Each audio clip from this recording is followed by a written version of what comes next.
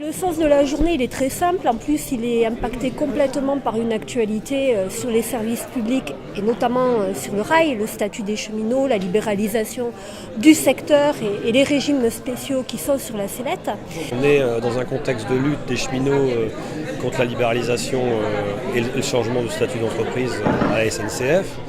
Et puis on est aujourd'hui sur des luttes, les 12 heures du transport, et donc sur différents panels de représentants de différents transports en Europe. Et donc forcément, quand on parle de libéralisation des transports, il y a la libéralisation du rail et les conséquences que ça occasionne dans des pays qui ont déjà libéralisé. Et les chiffres européens, la libéralisation, elle occasionne plus de dégradation du service que de bénéfices.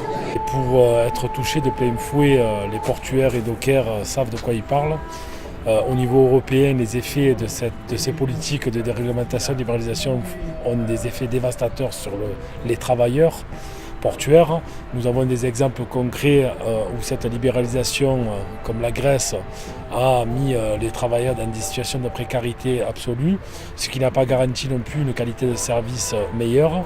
La SNCF elle a été beaucoup attaquée ces dernières décennies avec des réformes libérales qui ont donné des mauvais résultats.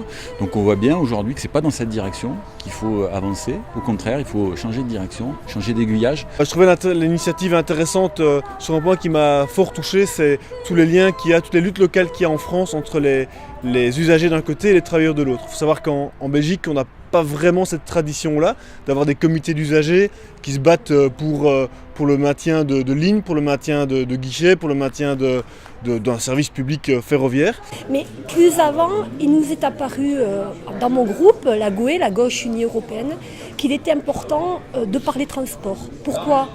Parce qu'ils sont au cœur du remodelage libéral de l'Europe, qu'on est en train de réduire le périmètre public, qu'on est en train de casser à la fois le rail, mais également la route et je dirais également le ciel.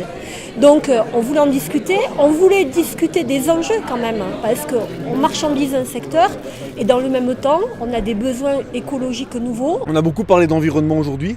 Et je pense que c'est un aspect intéressant pour développer la lutte pour le service public. Le service public, c'est la meilleure arme pour lutter contre le réchauffement climatique, pour lutter contre la destruction environnementale.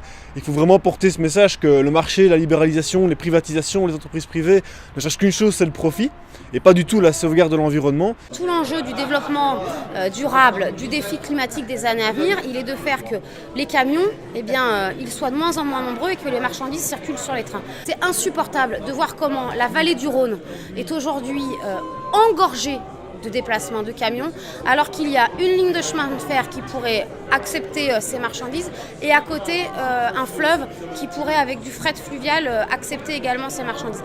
C'est insupportable de voir comment entre Clermont-Ferrand et Lyon, il y a de plus en plus de camions sur des autoroutes et des autoroutes en zone de montagne, alors qu'en redynamisant le fret ferroviaire, on pourrait réduire par deux, voire par 3, voire par 4 le nombre de transports routiers. Il faut développer au contraire des services publics de transport novateurs, qui soient aujourd'hui pleinement enracinés dans les véritables besoins qui s'expriment parmi la population, et puis se doter d'outils publics qui soient utiles à cela. On veut échanger des expériences aujourd'hui avec des syndicalistes, avec des politiques, avec des associations, et puis on veut essayer de voir si on peut converger sur des actions communes, voire commencer à porter des revendications communes. La question des convergences des luttes n'écarte pas aussi les revendications professionnelles. On a chacun nos spécificités dans lesquelles on se bat, pour lesquelles on se bat, pour lesquelles on a nos employeurs en face, ce qui n'empêche pas aussi d'avoir une activité interprofessionnelle, on va dire,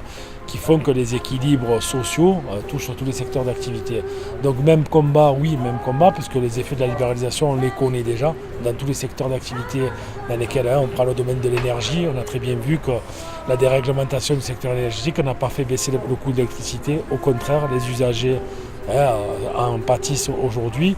Demain, ça sera la même pour la SNCF, ça sera la même pour les ports, et c'est la même pour les ports. Et aujourd'hui, on voit bien que les combats sont quand même pour le modèle social qu'on veut mettre en place. Il faut articuler les choses entre les grandes idées que nous pouvons porter et mettre sur la table, les propositions concrètes que nous pouvons aussi faire émerger, et puis des mobilisations populaires.